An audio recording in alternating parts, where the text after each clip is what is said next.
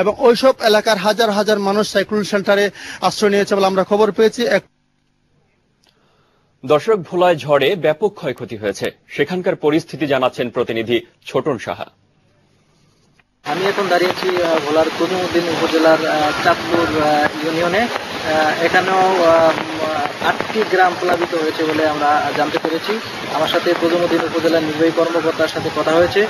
উনি আমাকে জানিয়েছেন তজুমুদ্দিন উপজেলায় যে 2জন ব্যক্তি ঝড়ের কারণে নিহত হয়েছেন, তাদের পরিবারকে 20,000 টাকা করে মোট 40,000 টাকা বরাদ্দ দেওয়া হয়েছে। এছাড়াও যে কয়েকশো ঘর বিধ্বস্ত হয়েছে, যার ক্ষয়ক্ষতির তালিকা তৈরি করা হচ্ছে প্রশাসনের পক্ষ থেকে।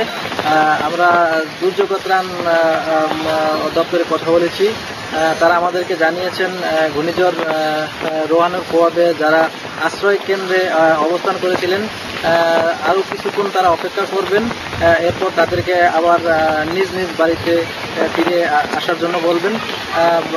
এখন বিকেল 4টা বাজে। আমি আপনাকে জানিয়ে রাখছি এখনো ভোলার সমগ্র উপকূল জুড়ে বৈরী আবহাওয়া বিরাজ করতেছে, তার সাথে ভারী বর্ষণ হচ্ছে, যে কারণে উপকূলের মানুষ এখনো আতঙ্কিত। এই ছিল সর্বশেষ খবর আমার কাছে। দর্শক, খুলনার মংলা বন্দর থেকে ঘূর্ণিঝড়ের সবশেষ পরিস্থিতি জানাচ্ছেন বিভাগীয় প্রতিনিধি আমিরুল ইসলাম। গতকাল রাত থেকে শুরু হওয়া